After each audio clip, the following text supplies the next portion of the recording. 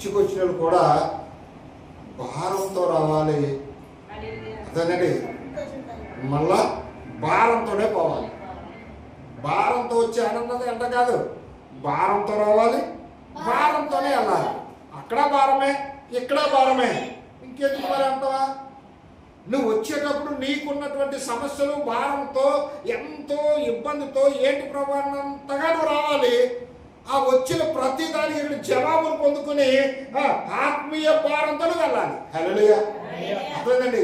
ఎందుకంటే అక్కడికి వెళ్ళినా నెమ్మది ఉండదు, ఇక్కడికి వచ్చినా నెమ్మది ఉండదు.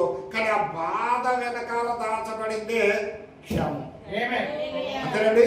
అక్కడ బాధపడితేనే ఆరోగ్యం వస్తుంది, ఇక్కడ బాధపడితేనే ఆత్మ రక్షణలోకి వస్తుంది. అర్థమైందండి?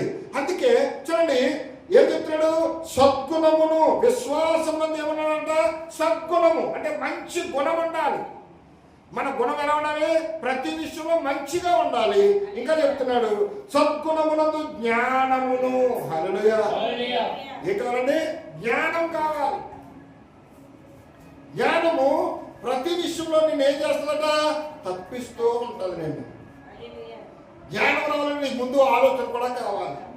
ఎందుకంటే జ్ఞానమును, జ్ఞానమునందు ఆశా నిగ్రహమును. హల్లెలూయా.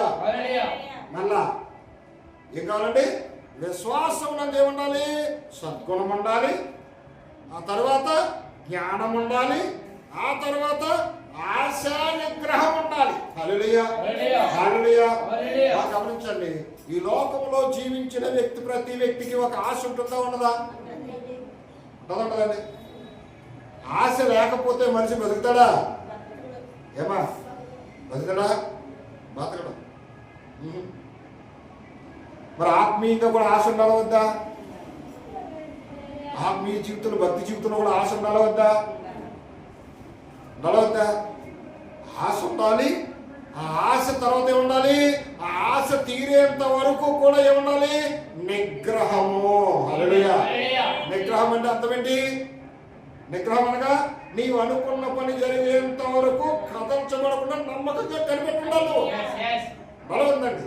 ఇప్పుడు దేవుడు పిలిచాడు, అబ్రహామును పిలిచాడు, వాగ్దానం ఇచ్చాడు, నీ సంతానాన్ని అభివృద్ధి చేస్తానన్నాడు. ఇచ్చేంత వరకు నమ్మకంగా ఎదురు చూశాడా లేదా? చూశాడు. కాబట్టి విస్తరించిన ఆశీర్వాదాన్ని పొందుకున్నాడు. అవునండి. అలాగే ఆశా నిగ్రహము అంటే ఆశ అనేది ఖచ్చితంగా ప్రతి మనిషికి ఉండాలి, ఉంటేనే బ్రతుకుతాడు. నాకు ఇది అవసరం లేదండి, నేను దేవుడిని అడగలేదండి, నాకు అక్కర్లేదండి అంటాం కొన్ని సందర్భాలు. నాకు అడగకపోయినా దేవుడు నాకు ఇచ్చాడండి